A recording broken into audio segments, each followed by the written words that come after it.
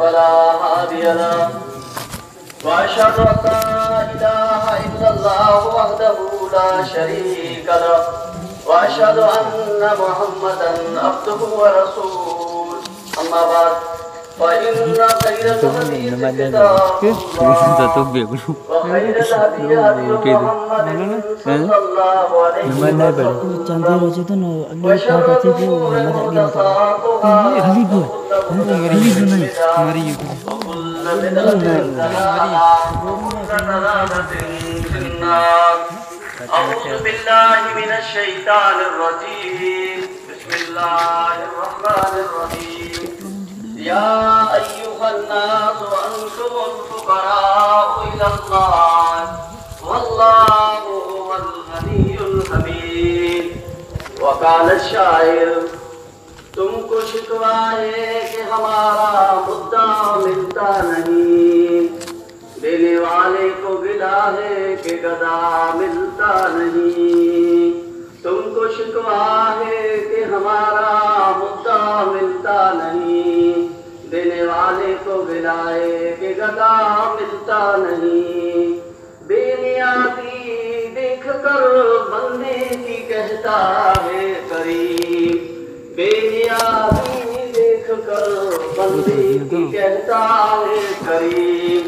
देने वाला देख से दस्ते दुआ मिलता नहीं।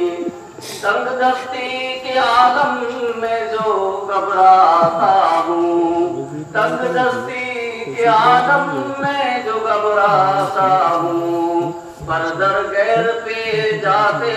हुए शर्माता हूँ। हाथ फैलाने में मोहताज को गैरत कैसी, हाथ फैलाने में मोहताज को गैरत कैसी। शर्म इतनी है कि बंदा तेरा कहलाता हूँ। हर किस्म जी हमदे सना वाखाने वलाई इबादत बंदगी उन अकेले अल्लाह तबारक व तआला जी ज़ात खे जुगाए, जेको मुल्क जो मालिक ऐं ख़लक़ जो ख़ालिक आहे, जंहिंजे हथ में इज़्ज़त ऐं ज़िल्लत, जंहिंजे हथ में मौत ऐं ज़िंदगी आहे। उहो अल्लाह तबारक व तआला जे पांखे पंहिंजी ज़िंदगीअ में पंहिंजी तंदुरुस्ती जी हालत में अहिड़ा मुबारक महीना, अहिड़ा मुबारक वक्त नसीब कया, जेकॾहिं पां अहिड़े मुबारक ॾींहं में उन ॾींहं जी क़दर न कयूं, रमज़ान जा रोज़ा न रखूं, हिन मुबारक ॾींहं में राति जो न जाॻूं, हिन मुबारक घड़ीअ में अल्लाह खे सॾ न कयूं, अल्लाह खे न पुकारियूं, त हीअ पंहिंजी मायूसी आहे, ही पंहिंजे लाइ अफ़सोस जो मक़ाम आहे। अल्लाह तबारक व तआला जी तारीफ़ का बाद बेहिसाब अनगिनत लातादाद दुरूद सलाम हुजन आमिना जी लाल, अब्दुल्ला जी जिगर, हसन हुसैन जी नाना जनाबे मोहम्मद रसूलुल्लाह सल्लल्लाहु अलैहि वसल्लम जी ज़ात मथे, जंहिंखे अल्लाह तबारक व तआला हिन पूरी दुनिया जे हिदायत जे लाइ मोकिलियो। बिरादरान इस्लाम, हिन मुबारक ॾींहं में तव्हां दर्स सुआ, जुमे जा खुतबा सुआ, ज़कात जे बारे में सो, पटलो खुतबो जेको हो उहो ज़कात जे बारे में हो त ज़कात जी कुरो अहमियत आहे, ज़कात जी कुरो फज़ीलत आहे, ज़कात न ॾियण वारे जो कहिड़ो मक़ाम थिए थो, ऐं सदके फितर जेको हर इंसान जी तरफ़ खां तक़रीबन 2.5 किला मुक़रर कया विया आहिनि। जेकॾहिं को इंसान रोज़ा रखे ऐं फितरो न कढे त अल्लाह तबारक व तआला वटि उन जा रोज़ा क़ाबिल क़बूल न आहिनि। बिरादरान इस्लाम, पंहिंजे हिन मस्जिद में पोठले ॾींहं जेको फितरो आयो हो, हुन जे मुक़ाबले में तक़रीबन अर्धो जायो आहे। पहिरीं 100 जे क़रीब नाला हुआ, हींअर 50 मथे थोड़ा घटि पिया आहिनि। हिन जो मतिलबु आहे त फितरो तव्हां मामूली सम्झो था, तव्हां सम्झो था फितरो ॾियूं ते भले न ॾियूं ते भले, ही पंहिंजी ग़लत फहमी आहे। ज़कात जेको आहे हर इंसान जी तरफ़ खां वाजिब आहे।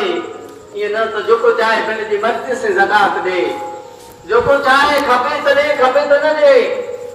अहिड़ो कानून दुनिया में हली वेंदो, लेकिन अल्लाह वटि न हलंदो। ज़कात जे लाइ हिकिड़ो बैतुल माल मुक़ररु हो।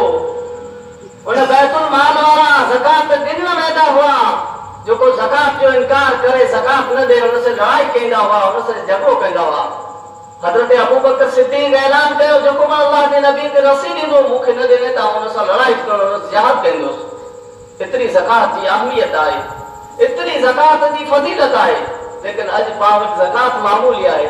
चंद अहिड़ा बाना हूंदा जेको थोरी के ज़कात अदा कई था। ॿिया त ॻोठ में को पण ज़कात ॾियण वारो न आहे।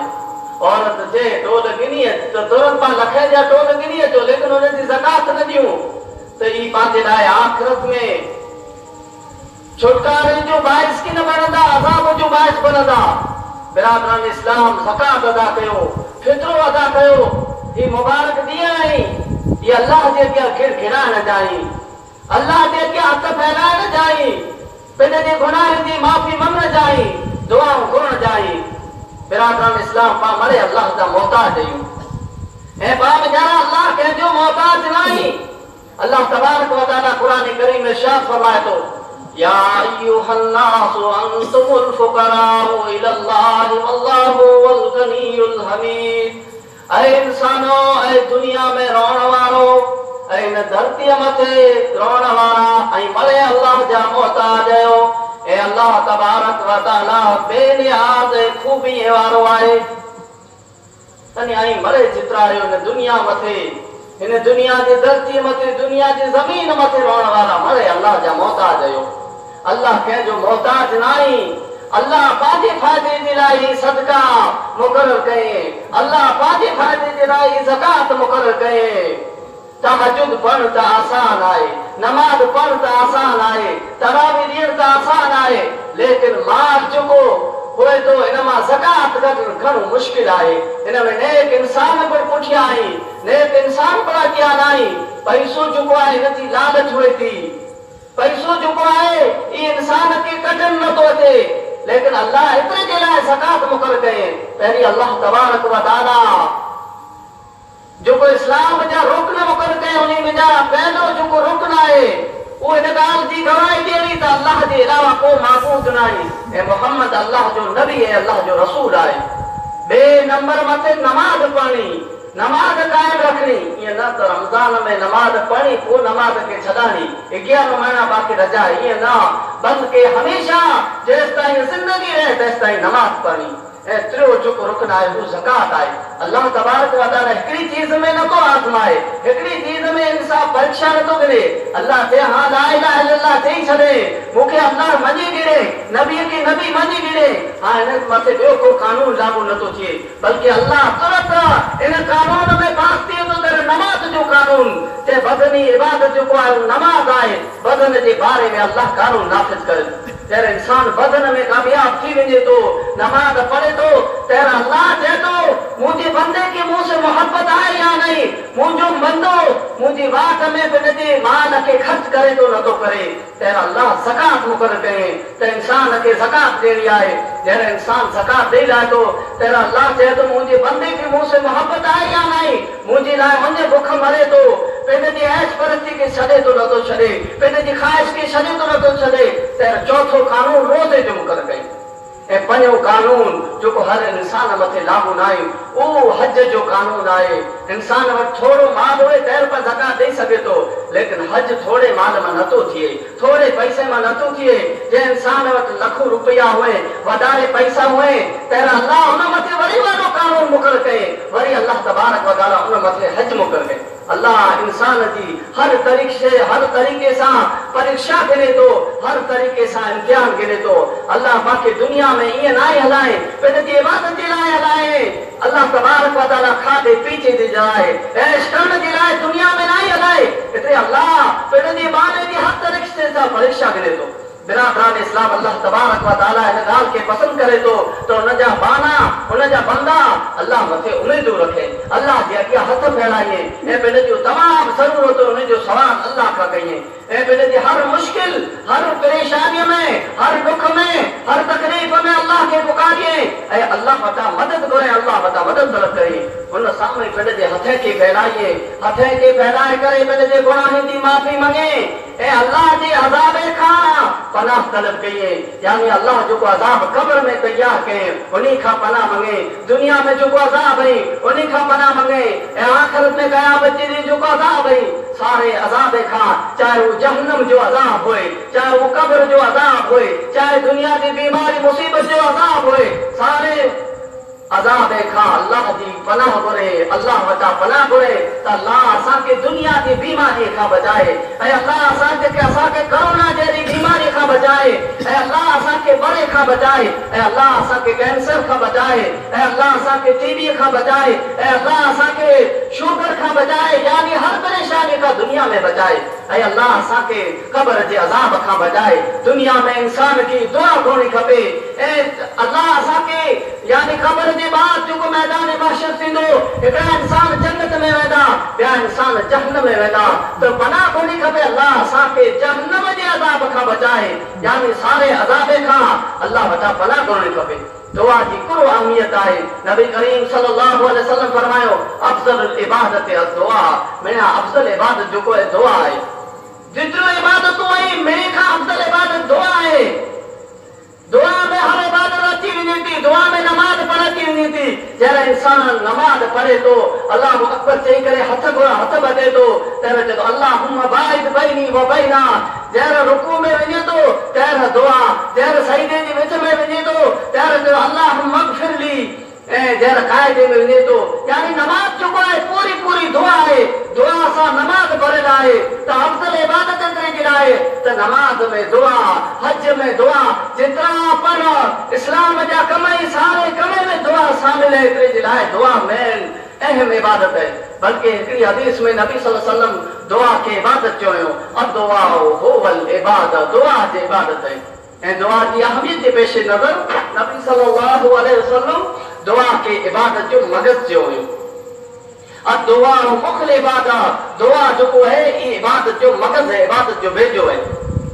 इंसान जो जेको मेरा शरीर में मैन हुए तो वो इंसान जो मगज़ हुए तो,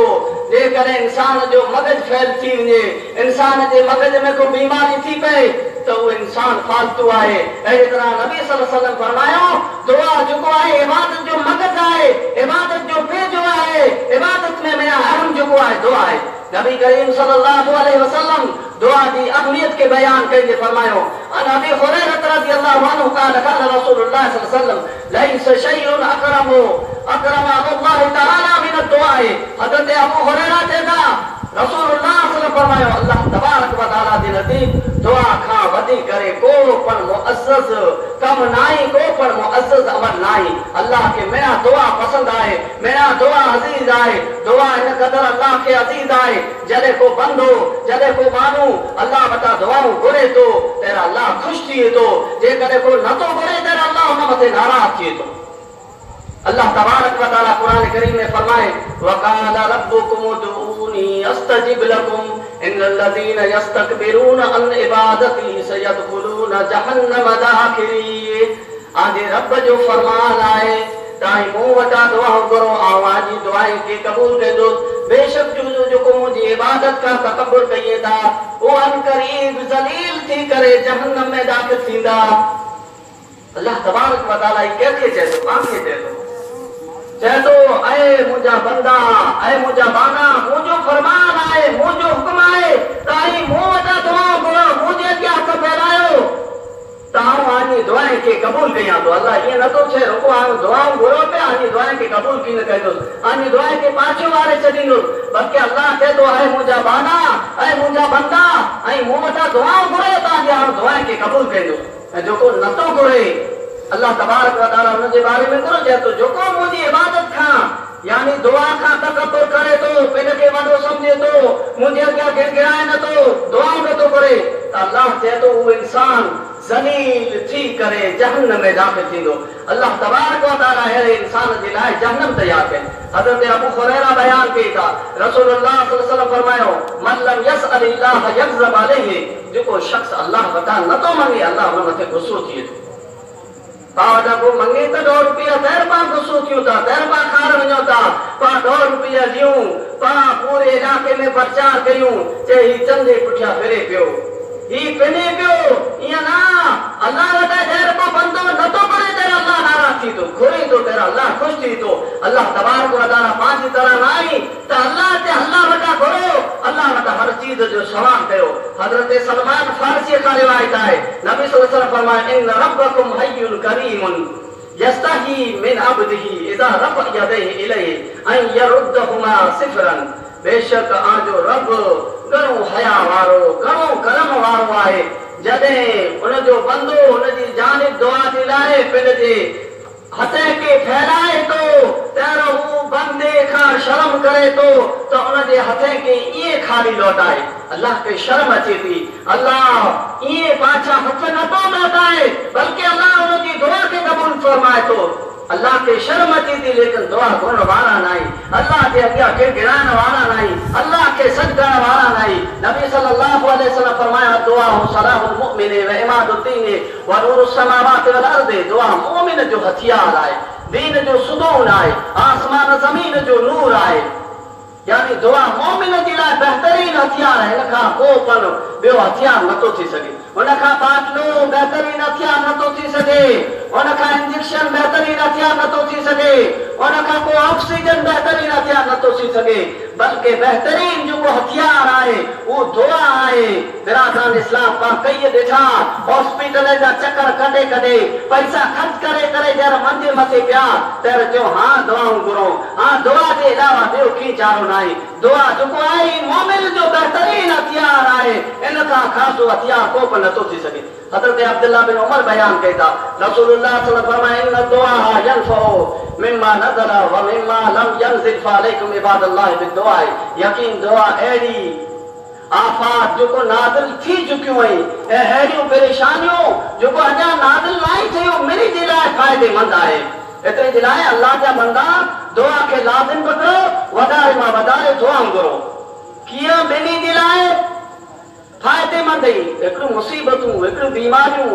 हिकिड़ियूं आफ़तूं जेको अची चुकियूं उन जे लाइ कीअं फ़ाइदेमंद थी सघे उहो त मटे चुकियूं आहिनि उहो त गुज़री चुकियूं आहिनि त इन जे लाइ फ़ाइदेमंद ईअं थींदी त उनखे अल्लाह सब्र जी तौफ़ीक़ ॾींदो कंहिंजो अज़ीज़ कंहिंजो रिश्तेदार दुनिया मां रवानो थी वियो त रोए पियो चिल्लाए पियो दुआ करे थो त अल्लाह उनखे सब्र जी तौफ़ीक़ ॾे थो उहो सब्र करे थो त दुआ उन जे लाइ फ़ाइदेमंद आहे ऐं जेको बीमारियूं अचे वारियूं आहिनि जेको मुसीबतूं अञा हावियूं न आहिनि इंसान खे ख़बर न आहे मूं मथे कहिड़ी मुसीबत अचींदी मूं मथे कहिड़ी बीमारी अचींदी त उन बीमारी खे दुआ टारे छॾे थी उन बीमारी खे दुआ मारे छॾे थी एतिरे जे लाइ अल्लाह जा बंदा अल्लाह जे अॻियां गिड़गिड़ायो रसूलुल्लाह सल्लल्लाहु अलैहि वसल्लम फरमायो को मुसलमान जॾहिं अहिड़ी दुआ घुरे थो जंहिंमें गुनाह ऐं कतई रहमी जी दुआ नथी हुए त उनखे टे में हिकिड़ी चीज़ ज़रूर अता करे या त अल्लाह तबारक व तआला उनजी दुआ क़बूल करे थो या उनखे ज़ख़ीरे आख़िरत बनाए सघे थो या उन जहिड़ी को मुसीबत उन खां दूर करे छॾे त हिकिड़ी साहबी चए त असीं त वधारे में वधारे दुआ घुरूं रसूलुल्लाह सल्लल्लाहु अलैहि वसल्लम फरमायो त अल्लाह वधारे अता कयूं बिरादरान इस्लाम दुआ पंहिंजी जेको आहे ई टे फ़ाइदे मां खाली न थी वञे पहिरियों फ़ाइदो जेको पाण वस्तु घुरई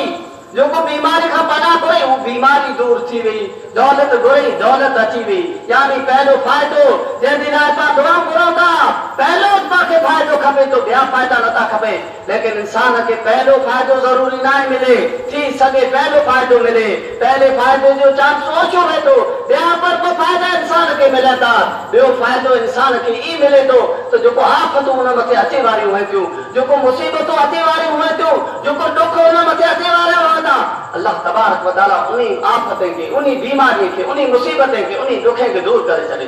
ऐं जेकॾहिं ॾुख खे बि दूर नथो करे ॿ फ़ाइदा पर इंसान खे नथा मिले त टियों फ़ाइदो इंसान खे ज़रूर मिले लेकिन टियों फ़ाइदो जेको आहे उहो आख़िरत में मिलंदो जेके दुनिया में कीन मिलंदो यानी अल्लाह उनजी दुआ खे ज़ख़ीरे आख़िरत बनाए छॾे थो ऐं अल्लाह तबारक व तआला वटि हुनजी दुआ क़यामत जी फ़ाइदो पुॼाईंदी बिरादरान इस्लाम ये चंद नबी सल्लल्लाहु अलैहि वसल्लम जी हदीसूं ऐं क़ुरान करीम जूं आयतूं हुयूं जंहिंमें दुआ जी अहमियत खे वादे कयो आहे ही मुबारक जेको मौक़ा ही दुआ जाई अल्लाह जे अॻियां गिड़गिड़ाइण जाई अल्लाह जे अॻियां हथ खणे जाई लेकिन हिन जो मतिलबु ई न आहे त इमाम हथ खणे ॿाहिरि हथ खणा हिकिड़ो हिकिड़ो पाण हथ नथा खणी सघूं बल्कि हिकिड़े हिकिड़े खे अल्लाह जे अॻियां गिर पिराइणो पवंदो हिकु हर इंसान जी ज़रूरत अलॻि हुए थी इंसान पंहिंजी ज़रूरत जे मुताबिक़ अल्लाह वटां सवाल करे पंहिंजे गुनाहनि जी अल्लाह तबारक व तआला वटां माफ़ी मंगे उन ई जॻह मथे पाण बेरा थी करे दुआ घुरे सघूं था इमाम दुआ घुरे सघे थो जंहिं मौक़े मथे नबी सल्लल्लाहु अलैहि वसल्लम खां साबित हुए थो यानी नबी सल्लल्लाहु अलैहि वसल्लम का ईद में साबित है कि ईद में पान दुआ करो था निकाह में साबित नहीं तो निकाह में पान दुआ नथा करो इस तरह जनाज़े जी नमाज के बाद कब्र मय्यत के दफन करने के बाद नबी सल्लल्लाहु अलैहि वसल्लम वटा इकट्ठा दुआ करण साबित नहीं इंसान हिकिड़ो हिकिड़ो अलॻि घुरी सघे थो इंसान पंहिंजे अज़ीज़ जे लाइ पंहिंजे रिश्तेदार जे लाइ जंहिंखे क़ब्र जे हवाले कयईं उनजे लाइ हिकिड़ो हिकिड़ो इंसान दुआ घुरी सघे थो मदीने में पण हिकिड़ो हिकिड़ो दुआ घुरे था इमाम दुआ नथो घुराए इमाम वञी के बेरा नथो करे पर जनाज़े जी जेको नमाज़ पढ़ो था इहे पण दुआ हुए थी लेकिन हर इंसान पंहिंजे अज़ीज़ जे लाइ पंहिंजे रिश्ते जे लाइ दुआ घुरे नबी सल्लल्लाहु अलैहि वसल्लम जेकॾहिं दुआ घुरे त हथ खणे चैना आखिर आई दुआ करो बल्कि नबी सल्लल्लाहु अलैहि वसल्लम चए आई पंहिंजे भाउ जे लाइ मग़फ़िरत जी दुआ करो यानी ॿिए खे हुकुम ॾिने ॿिए खे चए त इकट्ठा दुआ इन हदीस मां साबित नथो थिए तव्हां कई मौत आई बरसात जो मौक़ो आहे त हुन में पाण इकट्ठा दुआ घुरी सघूं था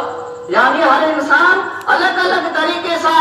दुआ घुरी सके तो अल्लाह के अॻियां गिड़गिड़ाए तो ये मौका जो अल्लाह नसीब कये ये वक्त जो अल्लाह नसीब कये इन वक्त की कदर करनी खपे इन में दुआ घुरणी खपे पंहिंजे गुनाह की माफ़ी मंगनी खपे पंहिंजा अज़ीज़ रिश्तेदार कुटुंब कबीले वारा जेको अगले रमज़ान में पंहिंजे साथ हुआ हेर पंहिंजे साथ न आई हेर उन्हीं के दुआ करण जो मौक़ो न आई हेर अल्लाह उन्हीं जे लाइ दुआ जो दरवाज़ो बंद करे छॾे पंहिंजे लाइ थी सके हेर पाण एतिरा वेठा आहियूं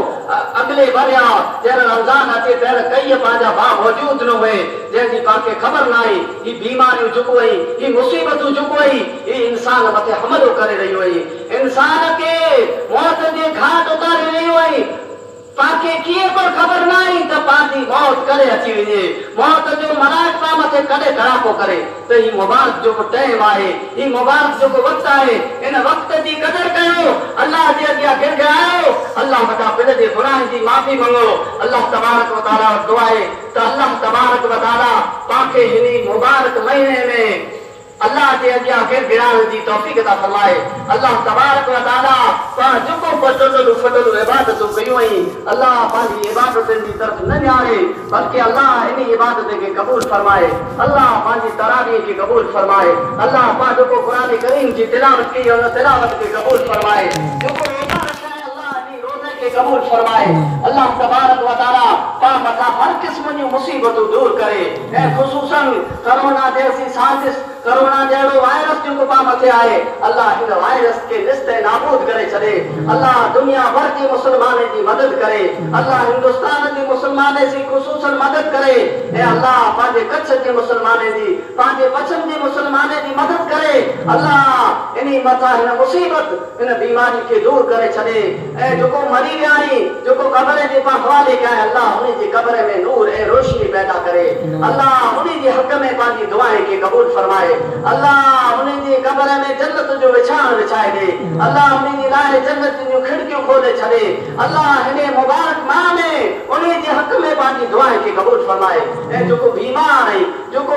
मंजे मथे पिया है जो परेशान है अल्लाह उन्हीं जी परेशानी के दूर करे अल्लाह पाके न मुबारक महीने जी इनी मुबारक राती दी इन्नी शब कदर दी कदर करण जी तौफीक अता फरमाए अल्लाह पाक जारे पैसे ईमान इस्लाम मथे जारे मारे तो पांजो खातो ईमान इस्लाम मथे करे आमीन सुमा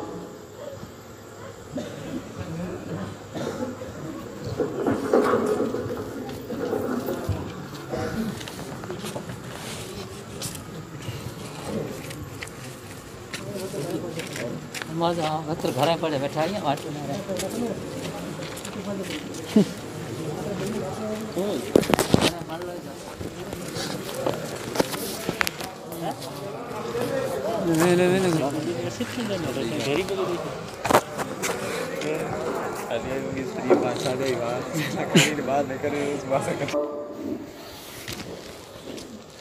अल्हम्दुलिल्लाहि रब्बिल आलमीन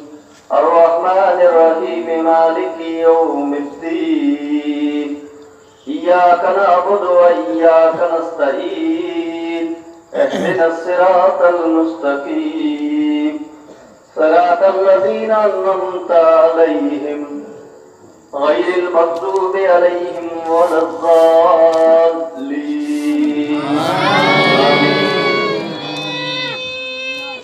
وجاء فرعون ومن قبله والمؤتفكات بالخاطئة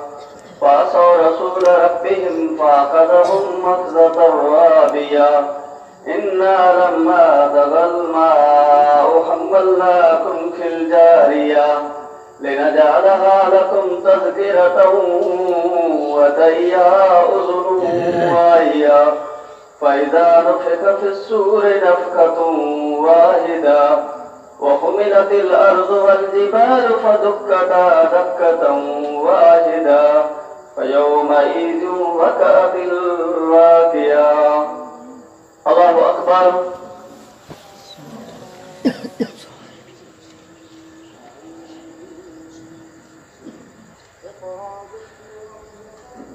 سمع الله لمن حمده. الله أكبر.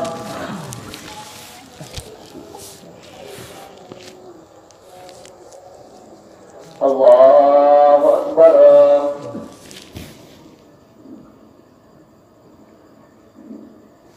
الله أكبر.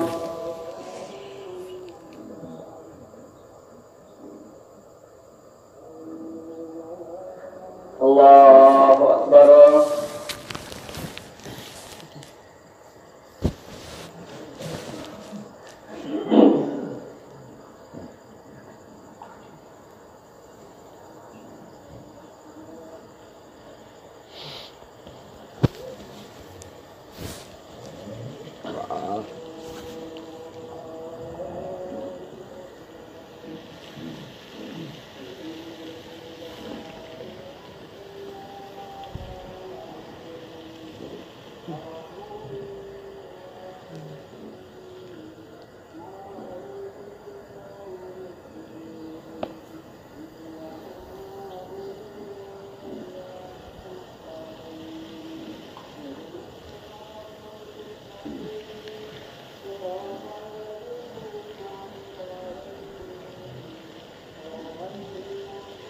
السلام عليكم ورحمة الله. السلام عليكم ورحمة الله.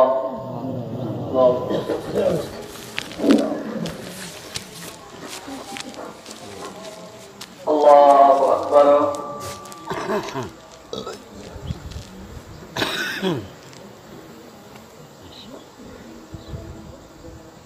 الحمد لله رب العالمين الرحمن الرحيم مالك يوم الدين إياك نعبد وإياك نستعين اهدنا الصراط المستقيم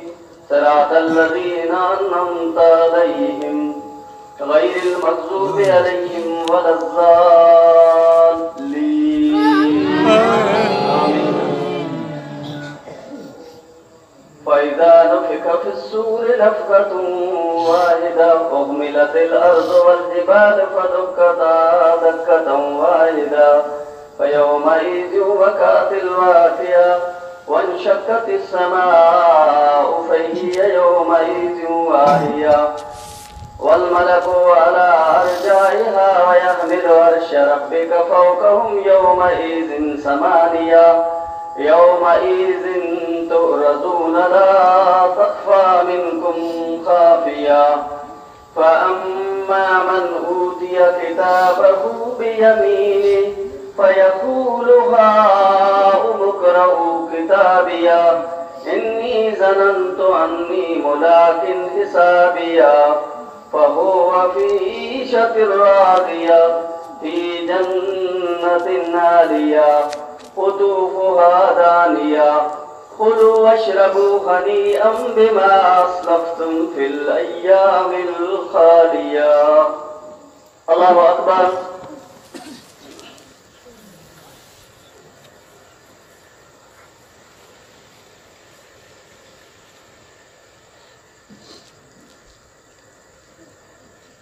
سمع الله لمن حمده الله أكبر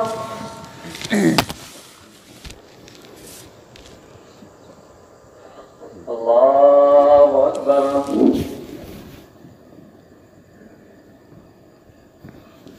الله أكبر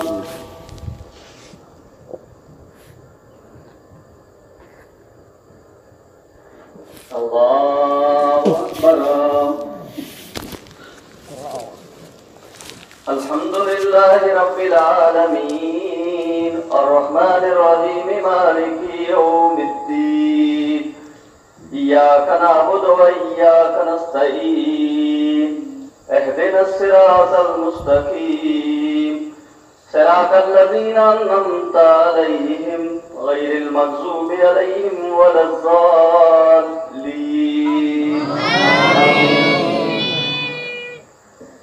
وأما من أوتي كتابه بشماله فيقول يا ليتني لم أوت كتابيا ولم أدر ما حسابيا يا ليتها كانت القاضية ما أغنى عني ماليا هلك عني سلطانيا خذوه فغلوه ثم الجحيم صلوه ثم في سلسلة زرعها 70 ذراعا فاسلكوه إنه كان لا يؤمن بالله العظيم ولا يحض على طعام المسكين وليس له اليوم هاهنا حميم ولا طعام إلا من غسلين لا يأكله إلا الخاطئون الله أكبر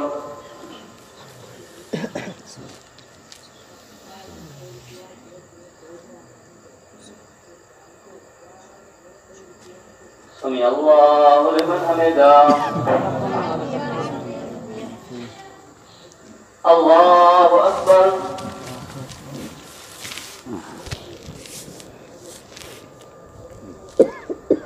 الله أكبر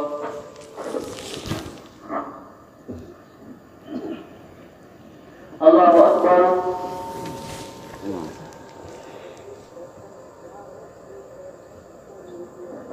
الله أكبر